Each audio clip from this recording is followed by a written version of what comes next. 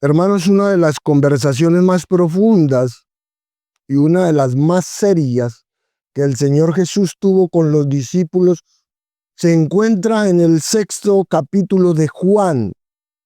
Así que por favor, abran su Biblia en Juan 6 para que leamos esa última sección en donde, según el verso 59, Jesús enseña en la sinagoga de Capernaum. De manera que permítanme leerles la última parte del verso 59 y continuar con los versículos 60 hasta el 71, donde dice: estas cosas dijo en la sinagoga mientras enseñaba en Capernaum. Al oírlas, muchos de sus discípulos dijeron: dura es esta palabra, ¿quién la puede oír? Sabiendo Jesús en sí mismo que sus discípulos murmuraban de esto, les dijo: ¿esto os ofende? Pues ¿qué es si vieres al Hijo del Hombre subir a donde estaba primero? El Espíritu es el que da vida. La carne para nada aprovecha. Las palabras que yo os he hablado son espíritu y son vida. Pero hay algunos de vosotros que no creen, porque Jesús sabía desde el principio quiénes eran los que no creían y quién le había de entregar. Y dijo: por eso os he dicho que ninguno puede venir a mí si no le fuere dado del Padre. Desde entonces, muchos de sus discípulos volvieron atrás y ya no andaban con él. Dijo entonces Jesús a los 12: ¿queréis acaso iros también vosotros? Le respondió Simón Pedro: Señor, ¿a dónde? ¿A quién iremos? Tú tienes palabras de vida eterna, y nosotros hemos creído y conocemos que tú eres el Cristo, el Hijo del Dios viviente. Jesús le respondió: ¿no os he escogido yo a vosotros los 12 y uno de vosotros es diablo? Hablaba de Judas Iscariote, hijo de Simón, porque este era el que le iba a entregar y era uno de los 12. Nuestro mensaje se titula aceptar o rechazar. Y esto es lo que nos dice la triste historia que acabamos de ver, no solamente aquí en esta parte, sino durante todo el capítulo de Juan, que muchos discípulos abandonan a Jesús. Por tanto, el tema para esta mañana es respuestas a Jesús, el pan de vida. Respuestas a Jesús, el pan de vida, que nos lleva a entender, por supuesto, que un verdadero discípulo, no un discípulo a medias, no un discípulo por días o por épocas, sino un verdadero discípulo es aquel que persevera en la palabra, amándola y obedeciéndola. Como acaba de escuchar, este es un momento impactante en el ministerio de nuestro Señor, pues estando en la cúspide de Él, en la cúspide de sus milagros, Él provoca una deserción masiva de discípulos. Así que este pasaje nos presenta un caso bíblico de personas que abandonan la fe. Y creo que esto es hoy en día un movimiento muy grande en nuestro mundo. Pues en el contexto actual se ha vuelto muy popular ver a través de las redes sociales personas que dan testimonio de su liberación de la supuesta opresión que el cristianismo les impuso. Así que es común ver en el internet a personas que alguna vez profesaron ser cristianos, pero luego se alejaron. Sin embargo, la mayoría de personas que desertan de la fe lo hacen por su renuencia a abandonar la iniquidad, a abandonar la transgresión y a abandonar el pecado y por la renuencia a ser obedientes al Señor. En resumen, los verdaderos cristianos obedecen y los falsos cristianos resienten eso. Son soberbios y no quieren obedecer. Así que para comprenderlo y ayudarles a ver este fenómeno tan generalizado, es que tenemos esta porción de Juan como un excelente pasaje para explicarlo. Y hasta cierto punto pensamos que es comprensible y lo entendemos, pues creo que sabemos por qué hay tantos desertores del cristianismo y por qué hay tantos que se llaman a sí mismos hoy ex-evangélicos o ex-cristianos o lo que sea. Y la razón para que haya tantos es sencillamente porque hay muchísimos falsos cristianos. Hay muchísimos falsos cristianos. Miren, en nuestra época el falso cristianismo está proliferando. En consecuencia, hay una deserción masiva de quienes alguna vez se llamaron cristianos. Ahora bien, permítame definir esto un poco más. Dentro del mundo cristiano contemporáneo hay dos categorías de falsos discípulos o dos categorías de falsos cristianos. La categoría número uno son aquellos que se enteran en el juicio. Esas son las personas que creen ser cristianas toda su vida. Creen que son cristianas toda su vida. Lo reafirman y alegan, ¿no? Y dicen, yo soy cristiano. Toda la vida. Solo para descubrir que cuando se enfrentan a Dios, Él nunca los conoció. Y hay muchos de ellos, muchísimos. Muchos que le dirán, Señor, Señor, hicimos esto, hicimos aquello en tu nombre, pero Jesús les va a responder, apartados de mí, hacedores de iniquidad. No os conozco. Así que estos son los engañados. Y son muchas las personas que se asientan en formas de cristianismo, donde creen tener una relación con Dios que los llevará al cielo, solo para descubrir cuando estén delante de Dios que serán enviados al infierno para siempre. En otras palabras, estos son falsos discípulos que realmente no saben que son falsos discípulos. Y con respecto a ello tenemos mucha instrucción en las Escrituras para advertir a las personas. De hecho, Pablo dijo a los corintios, examínese a sí mismo si está en la fe. Examínese a sí mismo si está en la fe. De manera que cada vez que usted venga a la mesa del Señor, o sea, que venga a la iglesia, haga un autoexamen para asegurarse de que es un creyente genuino, para no creer algo tan mínimo que no sirva para nada. Pero eso no es lo que vemos aquí en nuestro pasaje. Más bien lo que usted tiene en este texto son falsos discípulos que se declaran falsos discípulos en esta vida.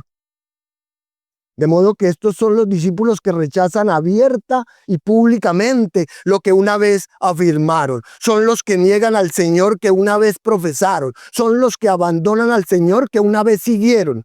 Y aunque esto pueda parecer a todos los verdaderos creyentes una realidad aterradora, creo que para los falsos discípulos es muy tentador hoy en día el abandonar la iglesia, porque ser un desertor del cristianismo actualmente conlleva en esta cultura como una especie de heroísmo victimista. En el pasado, tal vez usted no hubiera deseado nunca alejarse de la iglesia, ni alejarse de Cristo abierta y públicamente, porque en esa época usted sería rechazado, usted sería aislado y no tendría a dónde ir. Usted sería tratado como un marginado y sería tratado como un Judas en esa época.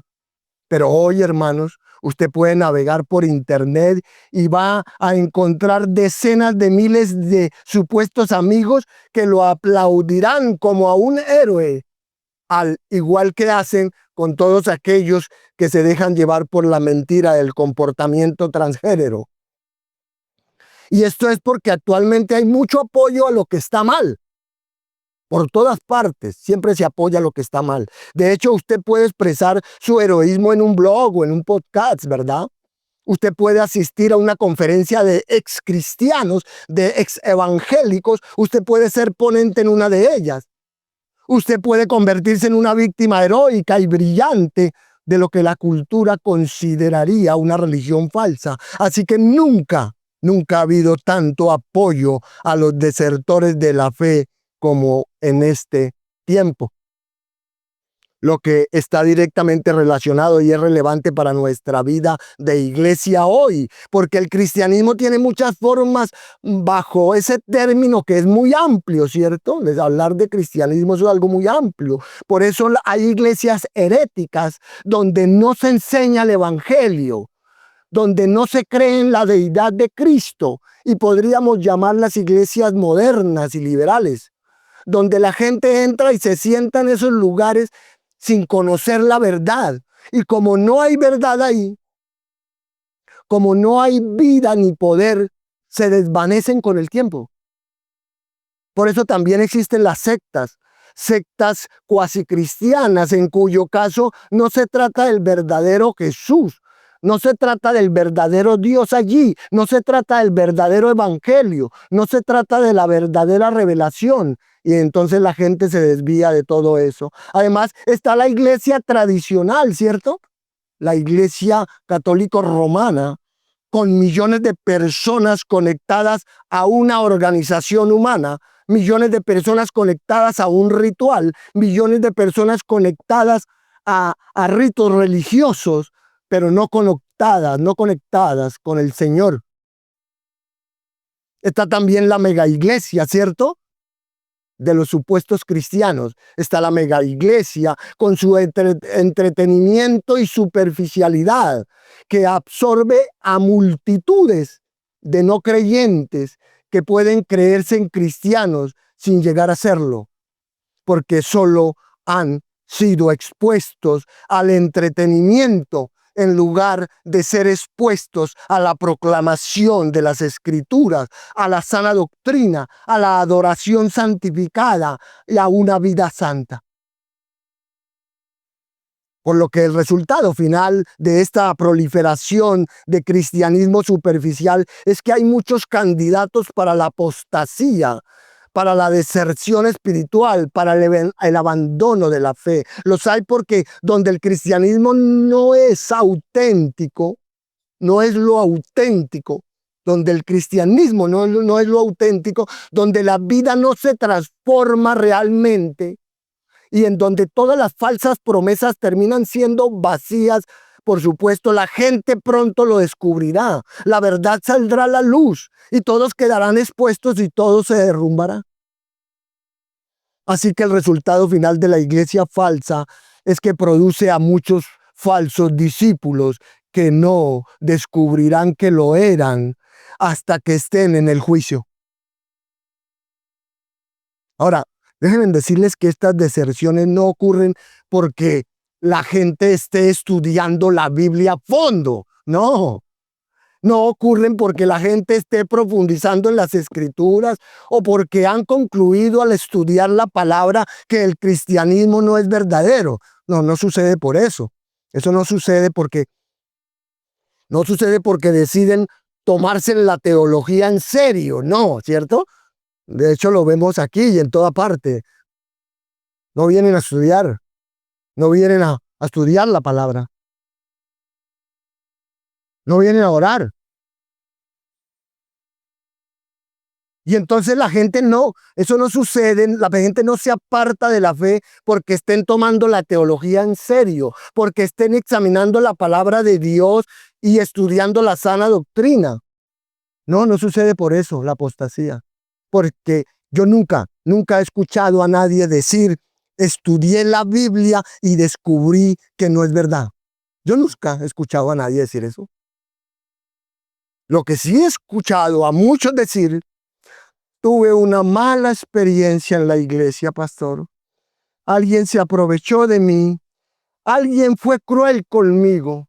Había demasiados hipócritas. No me gustaba el pastor. No me aceptaban tal como yo era. Me sentía maltratado. Había racismo. Había misoginia, conducta de odio contra las mujeres. Había homofobia. Así que, como ve, todas estas supuestas respuestas o razones para abandonar se reducen a la experiencia, a las emociones y a lo que pueden recibir. Y cuando no encuentran la satisfacción que desean, es probable, muy probable que se aparten. Como escuchó, esa es la lista de razones por las que la gente abandona la iglesia. Increíble, ¿no? En resumen, es el amor a sí mismos lo que los lleva a abandonar la iglesia. Es el amor al pecado que abrazan lo que los lleva a abandonar la iglesia. Dicho de otro modo, es simplemente porque rechazan la palabra de Dios. Y eso se ve en la distinción del texto que acabo de leer, porque Pedro dice, no nos vamos, porque tú tienes palabras de vida eterna. Entonces, todo se reduce a las palabras y no a las experiencias emocionales. No es porque la música no me gustó, no es porque ni a los buenos sentimientos, ni al sentimentalismo. Pues si usted cree en las palabras de Jesús, se queda. Si le molestan, se va. A eso se reduce todo. Y por cierto, este tipo de apostasía no es nueva, simplemente está de moda. Es simplemente popular, pero no es nueva, sigue igual hoy. Aunque parezca un momento horrible, una situación horrible en la historia de la humanidad, no es infrecuente, de hecho es prácticamente el mismo patrón, incluso en la historia bíblica. Y le regrese o tenga en cuenta nomás, porque no lo vamos a leer, Deuteronomio capítulo 6, 7 y 8. Usted puede mirar allí, los hijos de Israel están a punto de entrar en la tierra prometida y Dios les da instrucciones, ¿cierto? En esos capítulos de Deuteronomio. Ellos han visto su poder desatado en las plagas de Egipto, lo han visto en su protección y liberación en la peregrinación por el desierto, en su exhibición, han visto el poder en su exhibición al crear alimento, maná del cielo y agua de una roca, ¿verdad? Se les han dado los 10 mandamientos y muchos otros mandamientos, y su obediencia a esto es lo que el Señor espera de su pueblo. Entonces, aquí se puede ver que el fundamento de una relación de Dios con su pueblo es la obediencia a sus mandamientos. ¿Pero qué pasó? ¿Qué pasó en ese entonces? ¿Obedeció la nación de Israel? No. ¿Amaron al Señor su Dios con todo su corazón, con toda su alma y con toda su fuerza? No. ¿Guardaron sus mandamientos? No. Y así es el resto de la historia a lo largo del Antiguo Testamento. Es una historia de desobediencia, por lo que esta fue la tendencia también en los días de Isaías. Escuche lo que Isaías dijo en Isaías 1, 4 al 6. ¡Ay, nación pecadora, pueblo cargado de iniquidad, generación de malignos, hijos que actúan corruptamente! Han abandonado al Señor, despreciaron al Santo de Israel, se han apartado de él. Esa es la apostasía del antiguo Israel. Escuche ahora las palabras de Jeremías, quien enfrentó la misma realidad. Jeremías 2:13 dice, porque dos males ha hecho mi pueblo.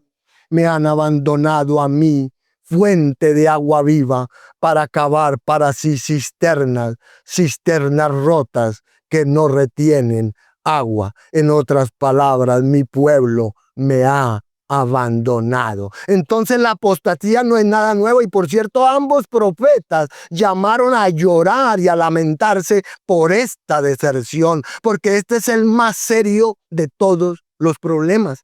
Y lo que quiero que entienda es que un tema dominante en la Biblia es que su relación con Dios, ya sea el antiguo Israel o el pueblo profesante de Dios en la era moderna, se define por obedecer sus palabras y sus mandamientos. Ahí se define.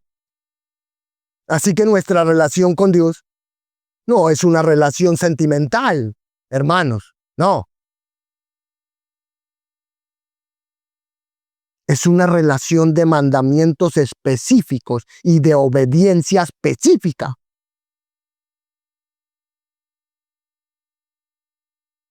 De manera que esto de la apostasía no es nuevo. La idea de desertar de la fe no es nueva en absoluto. Y el Nuevo Testamento también la aborda de manera suficiente. Los desertores formaron parte de la vida y el ministerio del apóstol Pablo. Allá en 2 de Timoteo 1:15 se refiere a eso. Y en 2 de Pedro 2 habla de personas que se conectaron con la iglesia, ¿cierto? Se conectaron con el pueblo de Dios.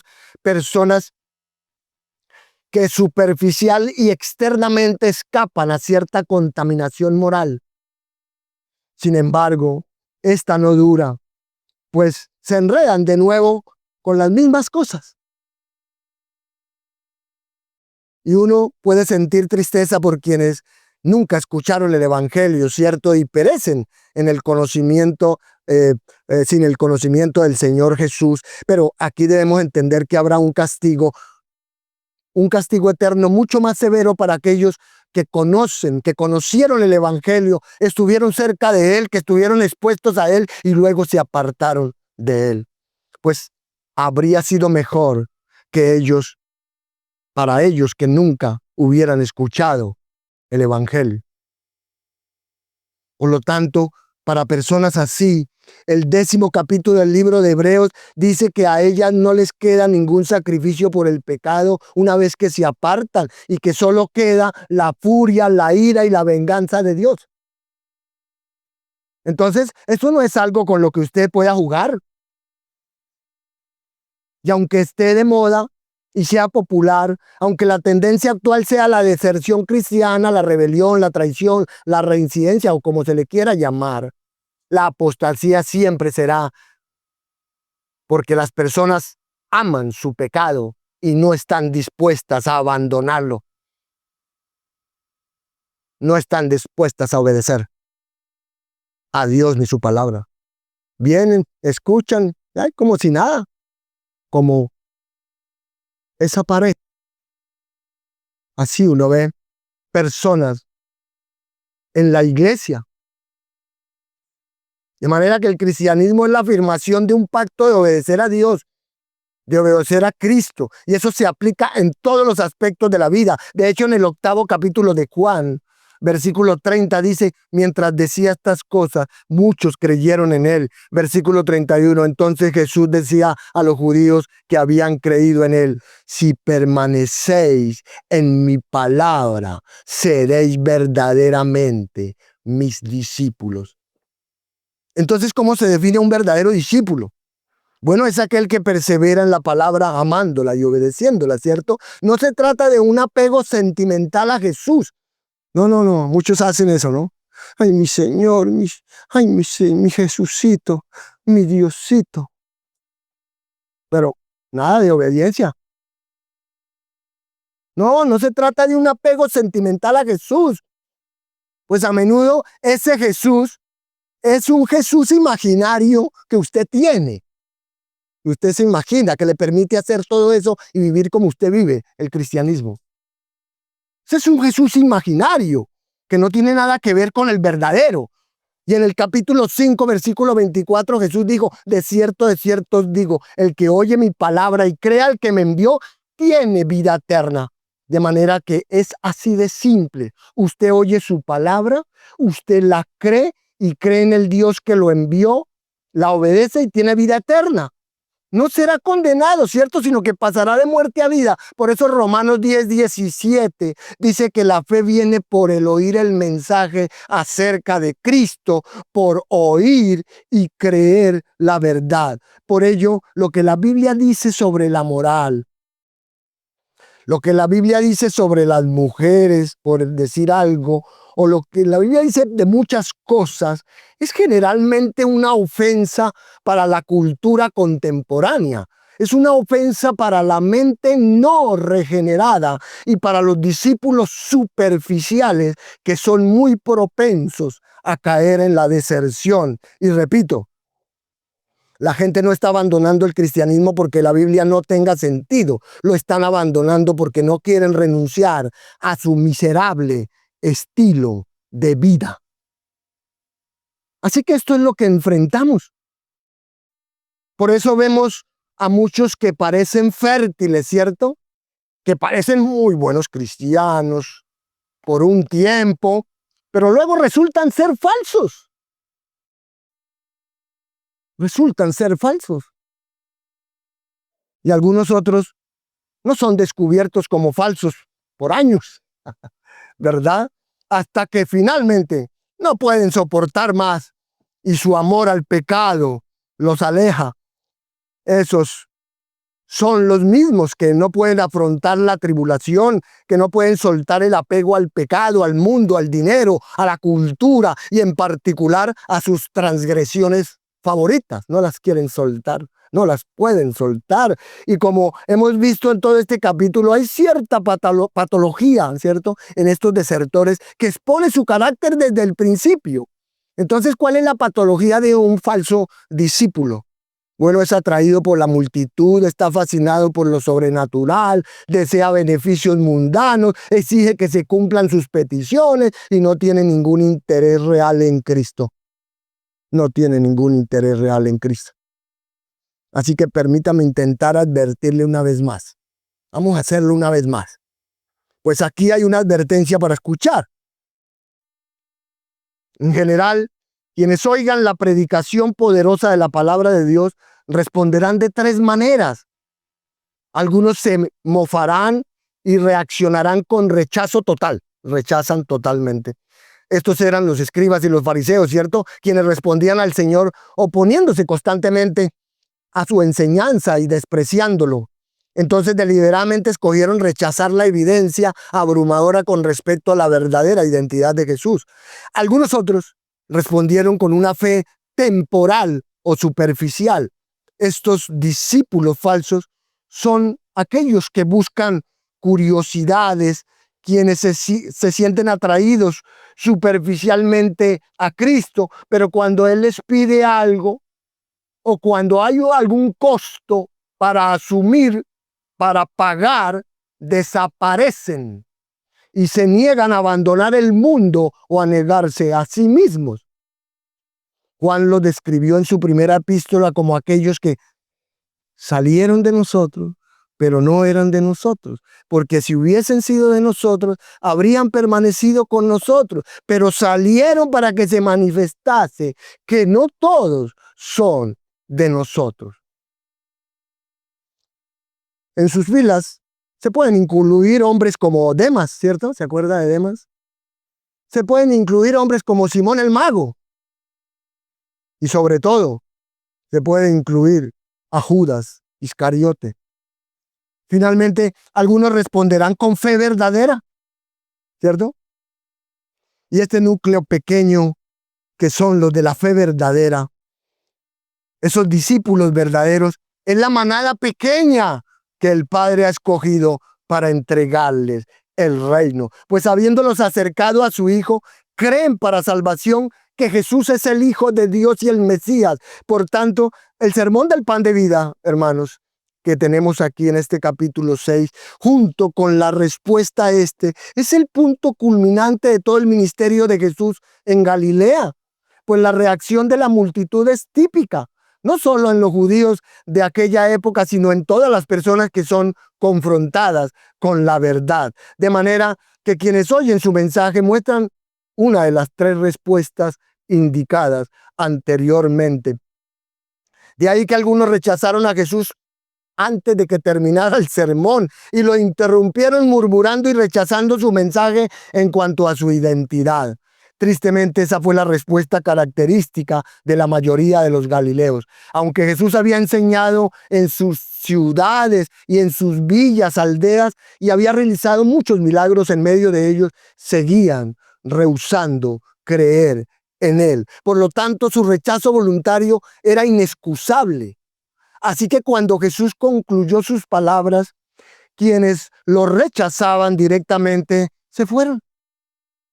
Y solo quedaron quienes afirmaban ser sus discípulos, entre ellos algunos con una fe genuina y otros no. Entonces los versículos 60 al 71 describen la relación de estos dos grupos, describen las respuestas a Jesús tanto de los discípulos verdaderos como de los falsos a su discurso del ser el pan de vida, de manera que es momento de observarlas brevemente. Y la primera de ellas es el rechazo de los falsos discípulos. Es versos 60 al 66.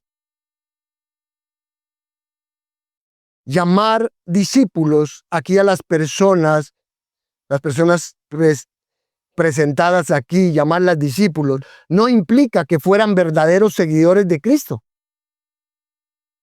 Pues el término discípulo simplemente se refiere a alguien que se pega a un maestro como estudiante o aprendiz, pero no implica nada sobre la sinceridad o devoción del discípulo.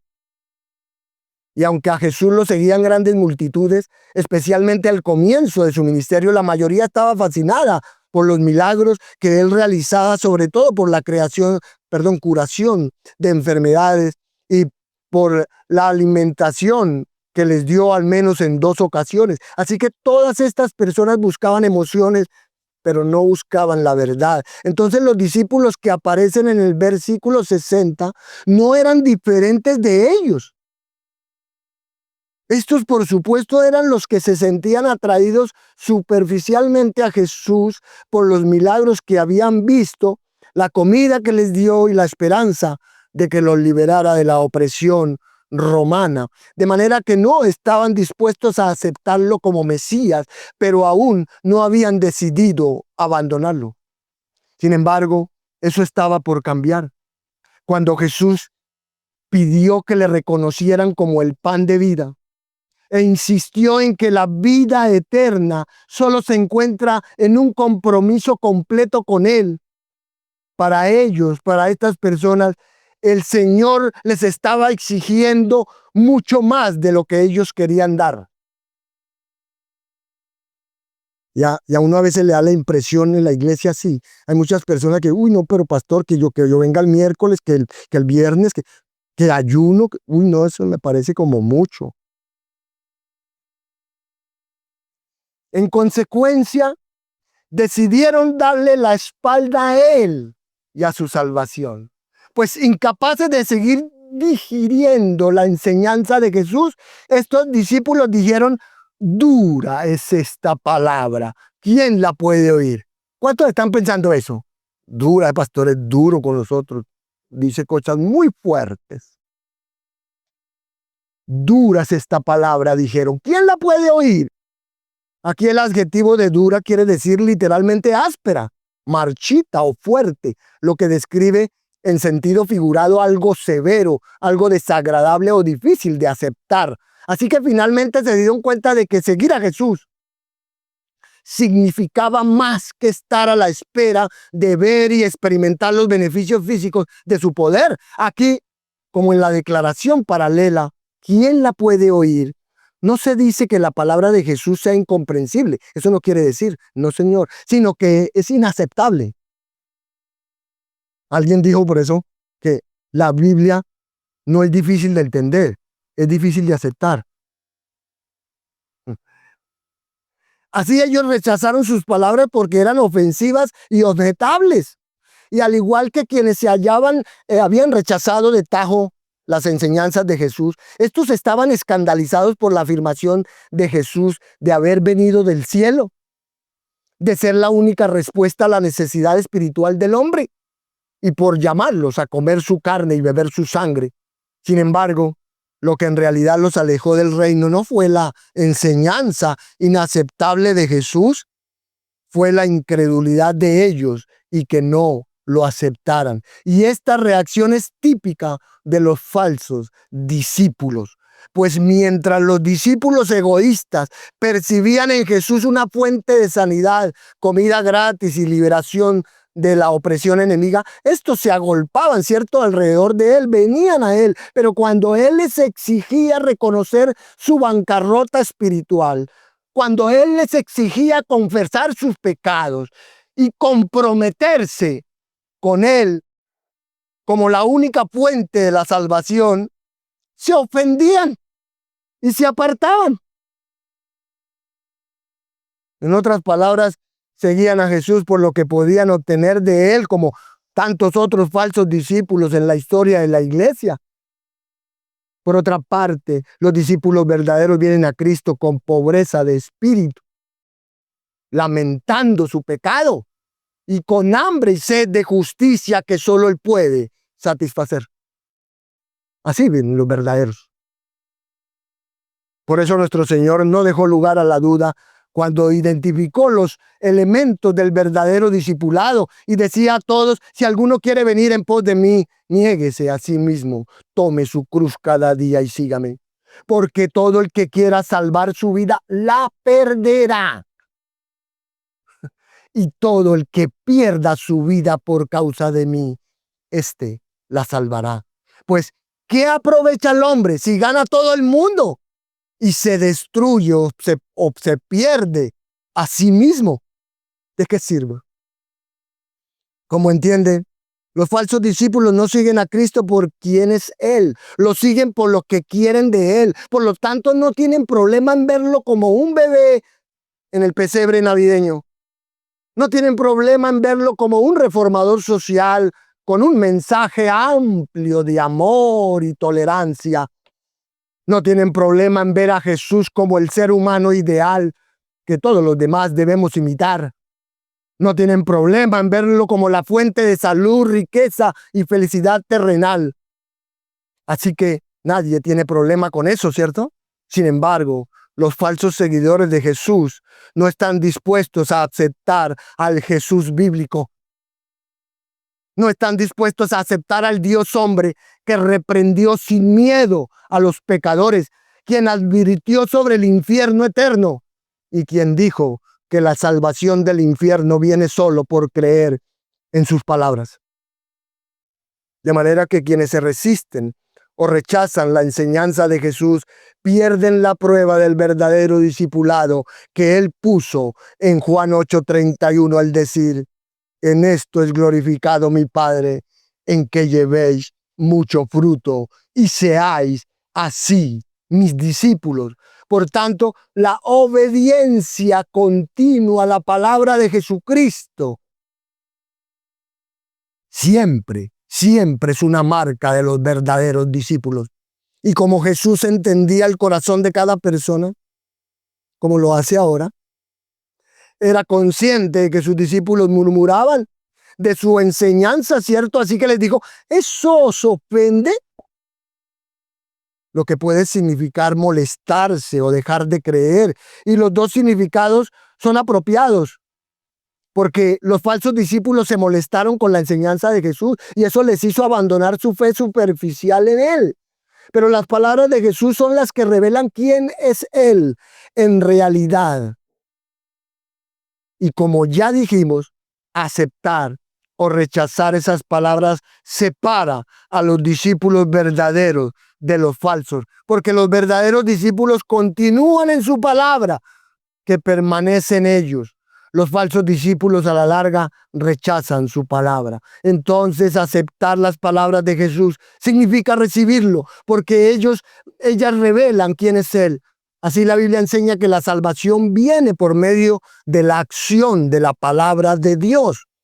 Pero como pasa siempre con aquellos que rechazan la oferta de la salvación, el asunto no es falta de información, sino la falta de fe. Por lo que el Señor hizo a estos discípulos personalmente responsables de rechazarlo, no porque no pudieran entenderlo, sino porque no le creían. Y aquí es posible que hayan algunos que están todavía batallando con creer, que están todavía batallando con lo que escuchan,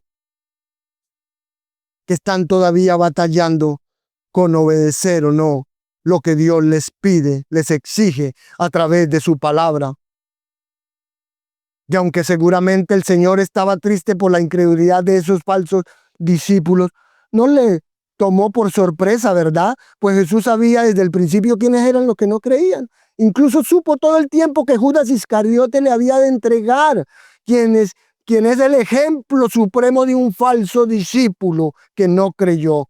Ahora bien, las palabras de despedida de Jesús para con los falsos discípulos refuerzan su enseñanza anterior sobre la soberanía absoluta de Dios en la salvación, ya que los versículos 64 y 65 mantienen esa tensión entre la soberanía divina y la responsabilidad humana presente en todas las Escrituras. Por un lado, a los incrédulos los condena a su incredulidad. Por otro lado, están perdidos porque el Padre no les acercaba. De ahí que tristemente, pero de modo predecible, estos lo dejaron y se unieron a los burladores que lo negaban con franqueza. Así los falsos discípulos abandonaron a Jesús del todo como resultado de su enseñanza en el sermón en general y su condenación a la incredulidad de ellos en particular, de manera que Él no les daría lo que ellos querían y ellos no recibirían lo que Él les ofrecía. Ahora veamos, en segundo lugar, la segunda respuesta, el afecto de los verdaderos discípulos. Versos 67 al 71. El afecto de los verdaderos discípulos. Amados, algo para tener en cuenta es que en estos versos está por primera vez la expresión los 12 en el Evangelio de Juan, que en los otros evangelios sinópticos se llaman apóstoles, ¿cierto?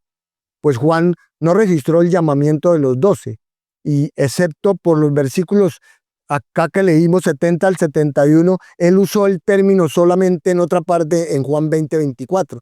Ahora, aquí Juan tal vez lo hizo porque puede ser que únicamente los 12 quedaran después de que se fueron todos esos discípulos temporales y falsos, ¿cierto? O puede ser que Jesús les hablara después a ellos en privado, ¿cierto? Puede ser por eso.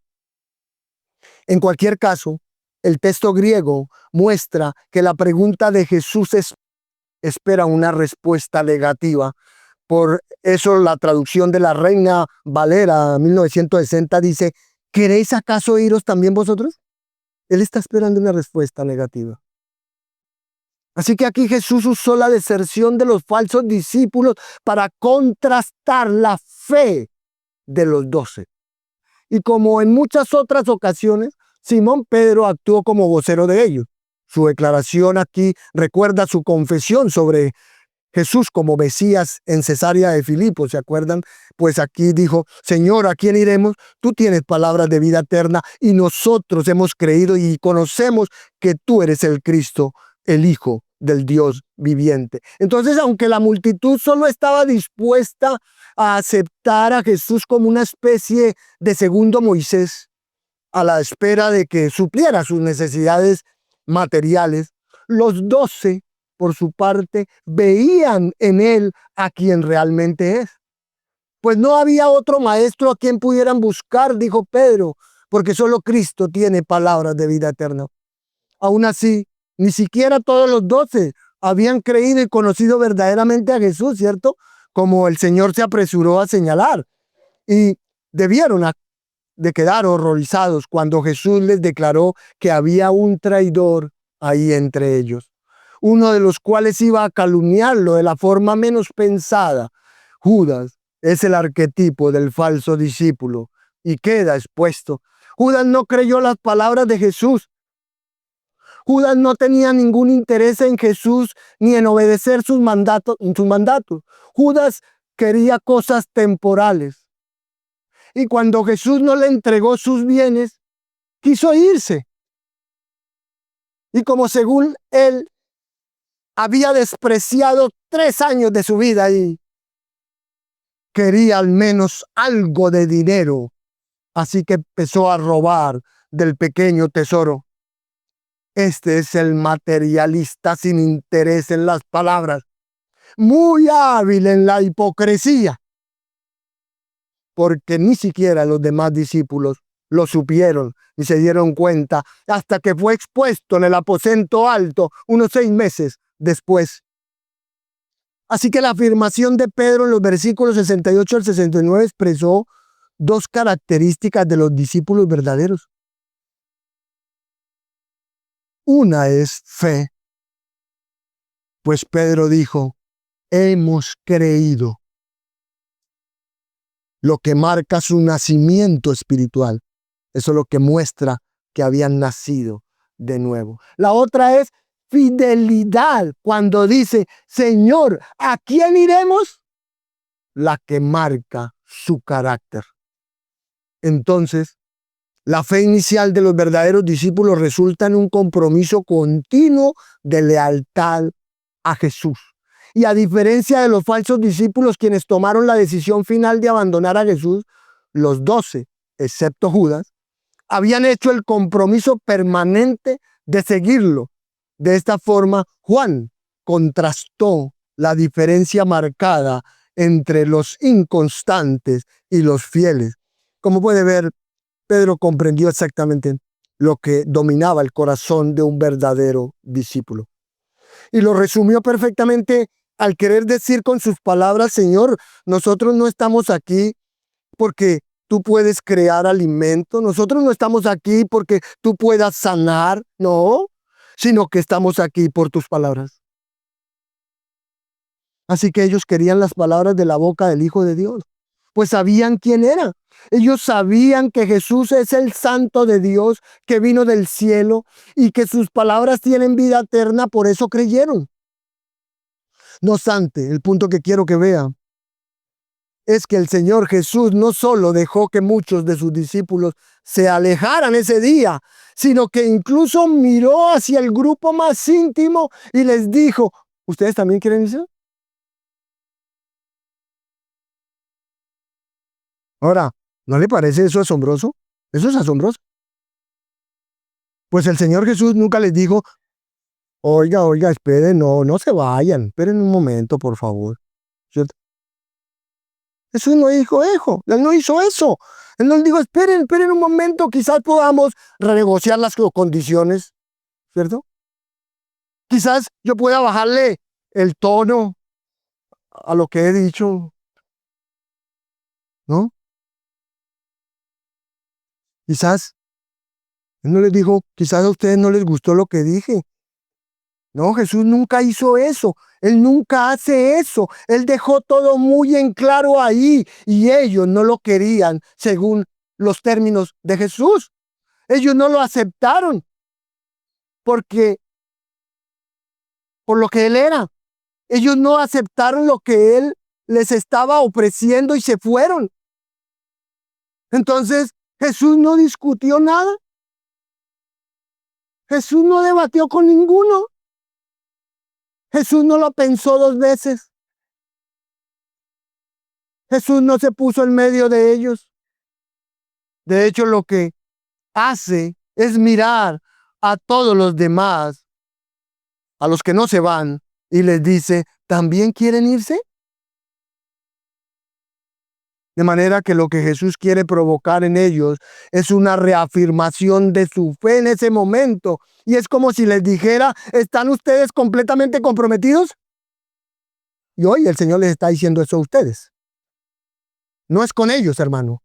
Ponga aquí su nombre, ponga Andrés, ponga Karina, ponga Amparo, ponga Natalia, ponga Esperanza, ponga Zaira, etcétera, etcétera, etcétera.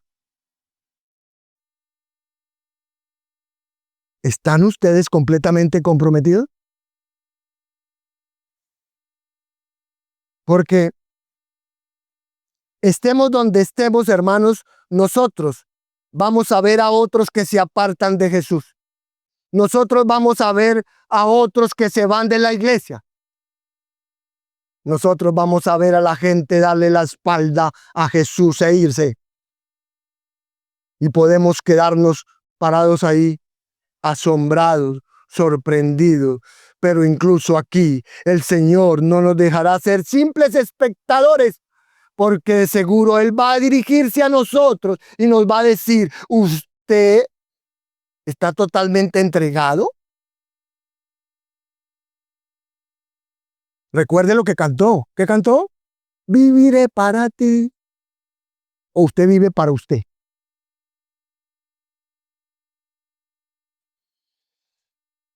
¿Está totalmente entregado el Señor? ¿Puede afirmar? El Señor le va a decir: ¿puede afirmar usted que soy su todo?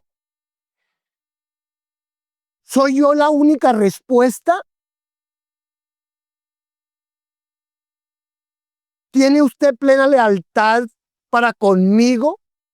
¿Está completamente comprometido, comprometida? Él nos va a preguntar porque eso es lo que el Señor buscaba en esos hombres y eso es lo que Él busca de cada uno de nosotros hoy. Él quería que ellos reafirmaran todo eso y Él quiere que nosotros le reafirmemos todo eso. Por tanto, su pregunta para usted hoy es de nuevo, ¿usted también quiere irse?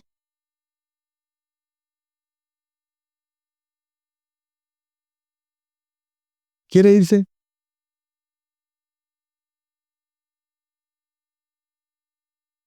Como debe entenderlo, lo que el Señor Jesús busca es un compromiso renovado.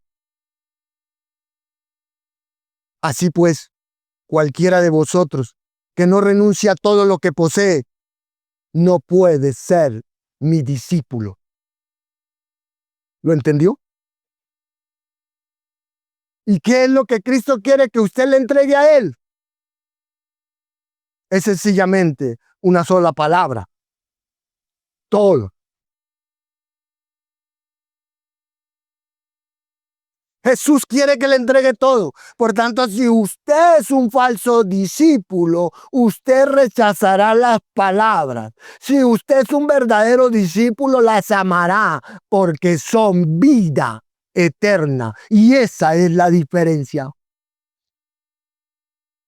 Y así es como Jesús cierra esta narración diciendo, esto es lo que ustedes van a tener que enfrentar. Y va a venir a niveles muy altos. Puede ser un discípulo cualquiera, puede ser un pastor de una iglesia, puede ser un líder de una institución cristiana, pero entiendan algo, Jesús sabe quiénes son los falsos y los verdaderos. Él sabe quién es cada quien. De manera que la conclusión para usted y para todos nosotros es, ¿realmente cree?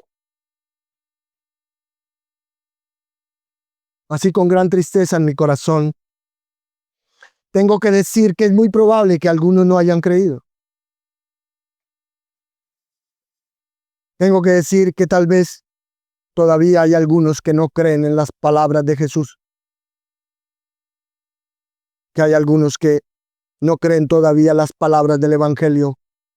Que todavía algunos no creen en las palabras de santificación, en las palabras de verdad.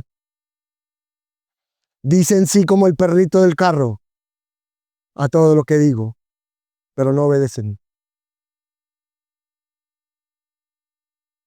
Sin embargo, otros sí creen, pienso yo, y me alegra. Otros que están aquí sí creen, y para ustedes que creen, la palabra es vida, vida eterna. Así que en este lugar siempre oramos al Señor y lo buscamos. Oramos y lo buscamos para que su iglesia aquí presente, en esta comunidad, exalte al Señor Jesucristo al creer, al aceptar y al obedecer sus palabras.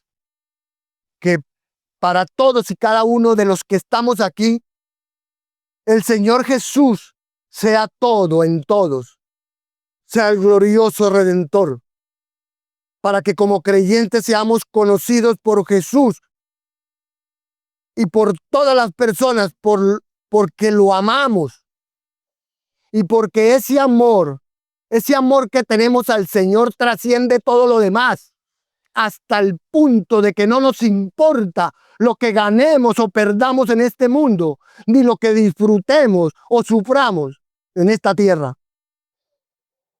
Porque lo único que nos importa es Cristo. Entonces, que todos aquí nos esforcemos para conocer al Señor Jesús en su plenitud, pues en Él encontramos la satisfacción de nuestra alma. Damos gracias al Padre Celestial una vez más por la palabra de vida que Él nos da.